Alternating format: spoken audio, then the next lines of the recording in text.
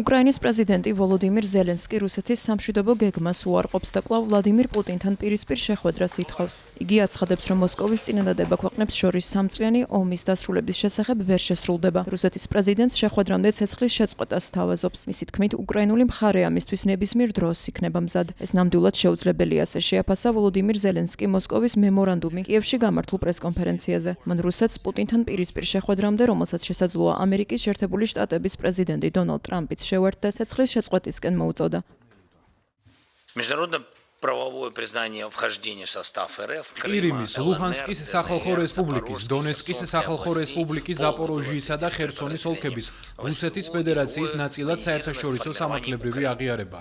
უკრაინის შეიარაღებული ძალების ქვედანაყოფების და უკრაინის სხვა სამხედრო ფორმირებების სრულად გაყვანა ამ ტერიტორიებიდან. ესაა რუსეთის მემორანდუმის მთავარი პუნქტი. ის ეწინააღმდეგება გაეროს წესდებას, ეწინააღმდეგება საღაზრს, ეწინააღმდეგება უკრაინის კონსტიტუციას.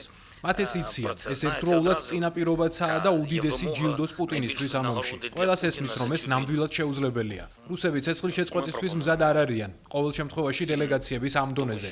მათ სჯერათ, რომ ეს საკითხი ლიდერებმა უნდა გადაწყვიტონ. მათ პირდაპირ გითხრეს, ცეცხლის შეწყვეტა სხვა დონის საკითხია. ჩვენ ვთავაზობთ რუსებს ცეცხლის შეწყვეტას ლიდერების შეხვედრამდე. გვჯერა, რომ ჩვენი პარტნიორები მხარს დაგვიჭერენ. ჩვენი პირადი პოზიცია ასეთია. ჩვენ მზად ვართ აუყოვნებლივ შესახვედრად. სპეკულაციების თავიდან აცილების მიზნით ადგილმდებარეობა რუსებზე იქნება დამოკიდებული. სტამბოლი, ვატიკანი, შვეიცარია. ყველა ამ ვარიანტს განვიხილავთ. ჩვენ ვთავაზობთ მათ შეხვედრას ორშაბათიდან ნებისმიერ დღეს. უკრაინული მხარის შეთავაზებას გამოეხმაურა რუსეთის პრეზიდენტი ვლადიმირ პუტინი. კრემლის მეთაურმა მიანიშნა, რომ უკრაინის მხრიდან ბრიანსკის რეგიონში განხორციელებული ეგრეთ წოდებული ტერაქტების ფონზე ცეცხლის შეწყვეტა და უმაღლეს დონეზე შეხვედრის გამართვა არ განიხილება.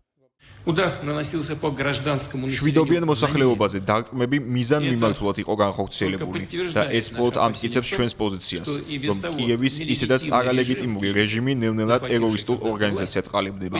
მისი სპონსორები კი ტერორისტთა ხელშემწყობნი ხდებიან.